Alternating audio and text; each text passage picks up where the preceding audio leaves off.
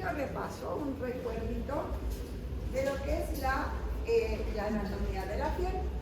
Ustedes recordarán que bueno, que la piel y las cameras son un solo órgano, ¿no?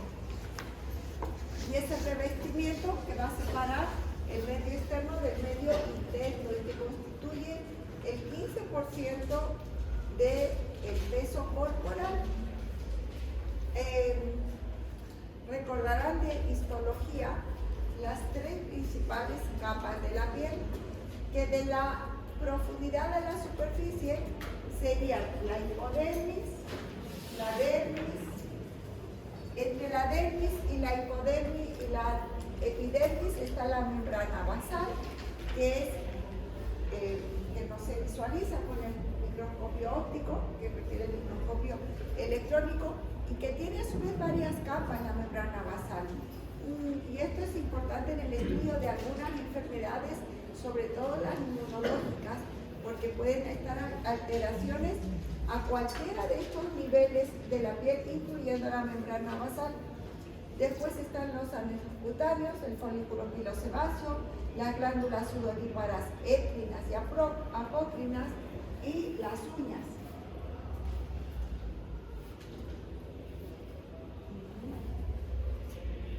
La epidermis está constituida principalmente por los queratinocitos, que son esas células cuboideas que aparecen en la camada basal y que van a estar unidos entre sí a través de unos filamentos, las fibrillas y los desmosomas. Y a su vez esos desmosomas, llamados hemidesmosomas, son los que los anclan a la membrana basal. Además, estos queratinocitos, aparte de ser la principal estructura de la epidermis, van a producir sustancias como la más importante, que es la queratina, ¿no? Y después otras proteínas de alto peso molecular que van a ser parte del citoesqueleto. Otras células de la epidermis, los melanocitos, que son los encargados de producir el principal pigmento de la piel, que es la melanina, y que están en la camada basal, pero son células dendríticas y que a través de sus dendritas se comunican con los queratinocitos y transfieren los melanosomas, el pigmento, hacia los melanocitos, ¿no? Están las células de Langerhans, que también son células dendríticas, que son la primera barrera inmunológica celular que hay, porque son células presentadoras de antígeno. Entonces, la barrera epidérmica, la llamamos así, que está constituida por la capa córnea, los corneocitos y sustancias como la filagrina, que son componentes fundamentales de esta barrera que va a permitir que se puedan eliminar ciertas sustancias y a su vez evitar o permitir que penetren hacia nuestro organismo otras ciertas sustancias y o a veces cuando se rompe esa barrera también algunos microorganismos, ¿no? Después está la membrana basal, ¿no? Que es la que une la epidermis con la dermis, y está la dermis, la dermis está constituida principalmente por tejido de colágeno, o tejido conectivo, las fibras de reticulina y las fibras elásticas. Tiene una sustancia fundamental que están constituidas sobre todo por proteoglicanos y glicosaminoglicanos y otras células como las fibroblastos, dendrocitos y mastocitos. Entonces, la piel es un órgano vivo, está constantemente en contacto con el medio externo y con el medio interno. La capa más profunda, la capa adiposa o tejido celular subcutáneo.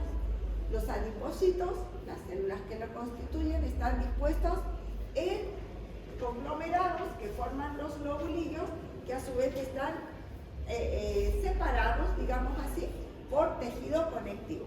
Y eso también tenemos que entender, está también vascularizado, porque también algunas patologías se van a desarrollar a este nivel. La vascularización de la piel, hay un plexo vascular profundo, superficial, y vamos a ver después unas imágenes de ello. La inervación, que está constituida por una inervación autonómica, una dependiente del sistema simpático y parasimpático, y bueno, están también los neuroreceptores, ¿no?, que forman parte del sistema sensorial. Están los corpúsculos de Golgi, Mancini, Pacini, Meissner, que van a ser los encargados de parte del sentido del tacto, ¿no?, de presión, térmicos, de sensibilidad, etc. ¿Y cuáles son las principales funciones de la piel? El balance hidroelectrolítico, regula los cambios de temperatura, forma parte del sistema de defensa de la piel. Y aquí vamos a recordar más adelantito unos principios básicos de inmunología. Sistema neuroreceptor, a través de los neuroreceptores que mencionamos, y síntesis de la vitamina D. Y entonces, vamos a recordar el papel de la piel en el sistema inmune y como órgano también de defensa. El sistema inmune lo vamos a definir como el encargado de proteger al organismo de agentes agresores y que debe ser capaz de reconocer estos agentes, de reconocer para rechazarlos y de reconocer lo propio para no rechazar, ¿verdad?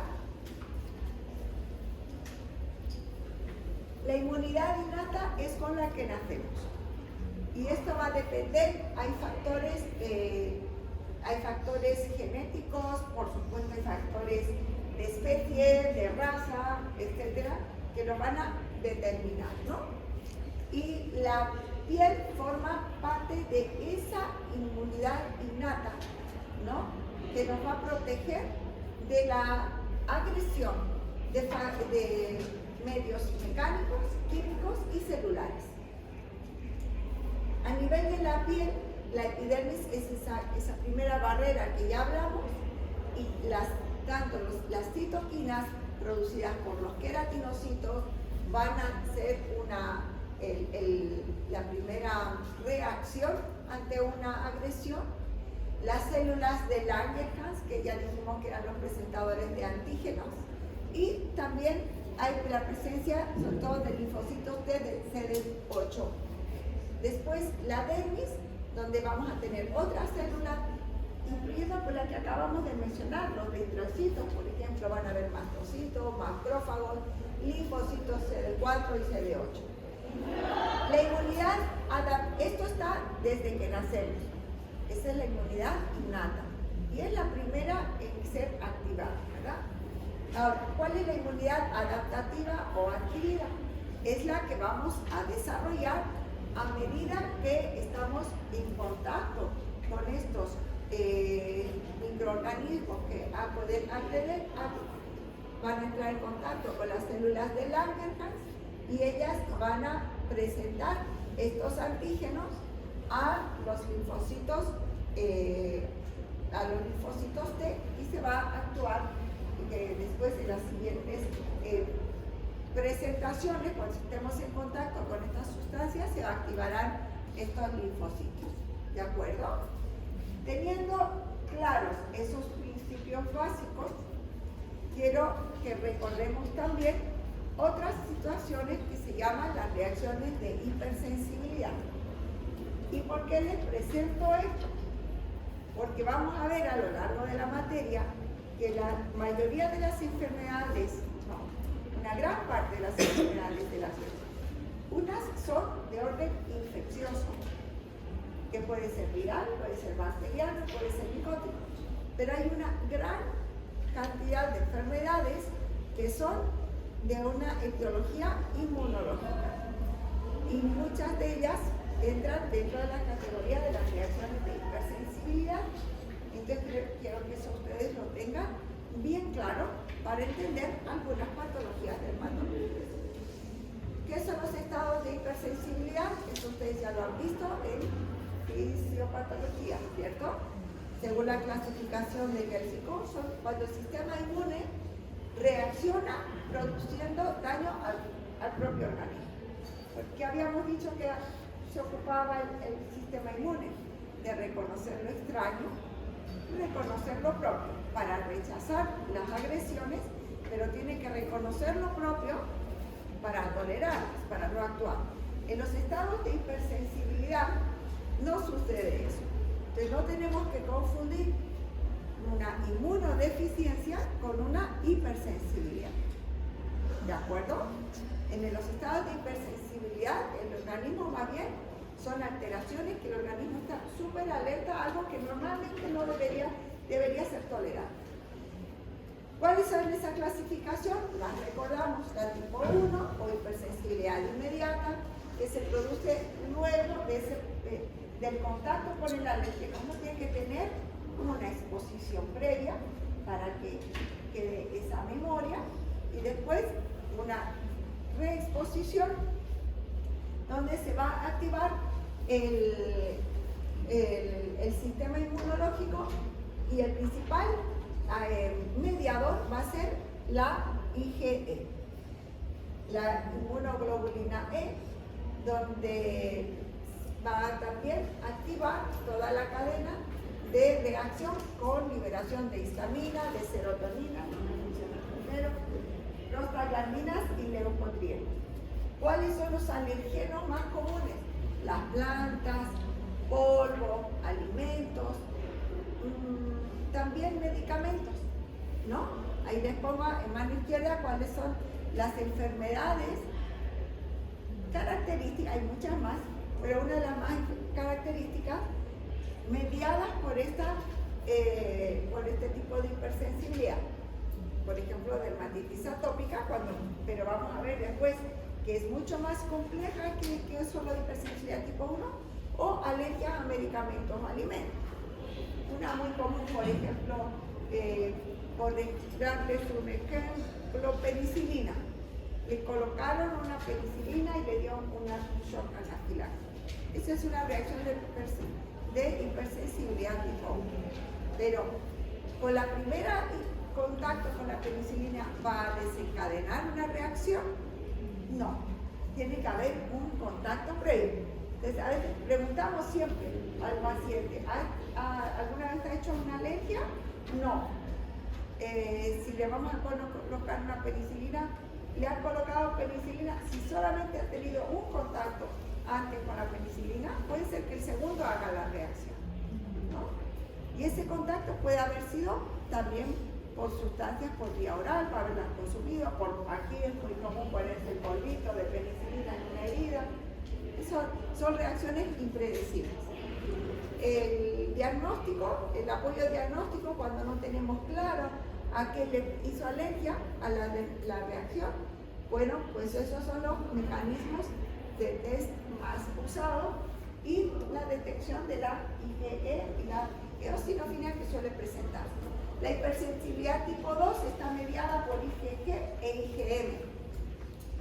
Son anticuerpos específicos que se fijan a proteínas de algunas células. Estas se van a activar y van a llevar a la lisis celular y a la fagocitosis.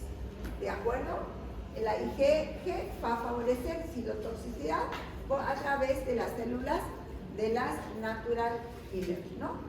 Los ejemplos más característicos: síndrome de Gutt-Pasteur, la anemia hemolítica autoinmune, púrpura trombocitopénica, eritroblastosis fetal, enfermedad de Graves y una que nosotros vamos a ver cuando veamos enfermedades ampollares, los pénficos, que van a ir a atacar específicamente proteínas en la piel, que ya vamos a ver cuáles. Hipersensibilidad tipo 3 o por complejos por inmunocomplejos. La producida está mediada, mejor dicho, a través de la IgM e IgG también, pero en este caso estas inmunoglobulinas están unidas a los antígenos y van a circular a través del torrente sanguíneo y se van a depositar en las paredes vasculares. Va a haber liberación de complemento de C3 y C4, va a haber liberación liberación de leucotrienos, prostaglandinas, histaminas, serotonina y otros mediadores. Ejemplos de enfermedades: lupus eritematoso sistémico, reacciones a sueros hiperinmunes o anticuerpos monoclonales, neoplasias malignas, vasculitis.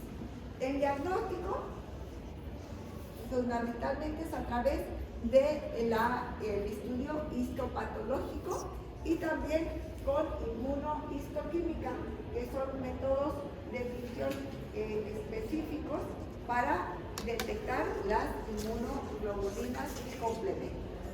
O sea que en una tinción, un histopatológico normal no se va a ver. Estas tinciones inmunohistoquímicas captan las células mismas de ciertos colorantes que son marcadores, los llamamos marcadores. La hipersensibilidad tipo 4 o retardada aquí están activados los linfocitos T. Fíjense que en las otras, ¿cuáles son los que producen los anticuerpos? Las inmunoglobulinas. Los linfocitos B, ¿no? Se activan. Pero en lo principal que van a intervenir son los linfocitos T. Aquí los anticuerpos no están mediando. Sí va a haber la liberación de citocinas, va a haber la presencia de abundantes macrófagos y van a tener tendencia, aunque no siempre, a la formación de granulomas. Las principales enfermedades: dermatitis de contacto, granulomas por microorganismos intracelulares, rechazo a los injertos. Las pruebas diagnósticas, desde el parche y otras como de reacción retardada, como el PPD, por ejemplo, es aprovechando estas reacciones para detectar. Ahora, entrando en sí a lo que es la materia. En dermatología, como en toda área de la medicina interna, tenemos que hacer una historia clínica que nos permita plantear los diagnósticos clínicos. Y como en toda anamnesis, son datos importantes que tenemos que saber: el tiempo de evolución del problema por el que consulta, con qué relación al paciente. Tenemos que preguntarle. Puede ser que esa relación tenga relevancia o puede ser que no la tenga. Puede ser en una alergia, por ejemplo, es fundamental el saber con qué relaciona al paciente para poder identificar a qué le tiene la alergia. Es el primer caso. Otras veces no tiene relevancia. Por ejemplo, en un herpes labial, que aquí le conocen como beso de Sama, que le besó la araña, ¿no? Eso no es, son creencias. Pero antes de decidir si es importante o no, tenemos que escuchar al paciente, tenemos que preguntar. Le preguntamos los síntomas. De lejos, el síntoma más frecuente en dermatología es el prurito. Pero pueden haber otras expresiones, pueden sentir que les hinca, pueden sentir ardor, pueden sentir dolor. Y a veces hay enfermedades que se caracterizan porque tienen anestesia, porque tienen hipoestesia, o simplemente ser asintomáticas, no siente nada. La piel, en cuanto a la sensibilidad, está normal. Antecedentes patológicos y antecedentes alérgicos. Siempre, por rutina, tenemos que preguntar antecedentes de enfermedades, antecedentes de alergias, antecedentes familiares.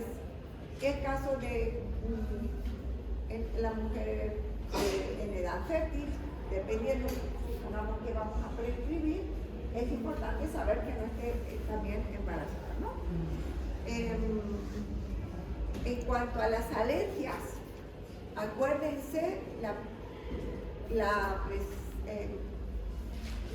la que pueden haber alergias cruzadas. Esto les hago recuerdo porque a veces me ha pasado, me ha tocado pacientes de colegas que se han olvidado las alergias cruzadas. Entonces puede ser que un paciente diga, sí, soy alérgico a la penicilina, y va y le prescribe amoxicilina, y es del mismo grupo de antibióticos.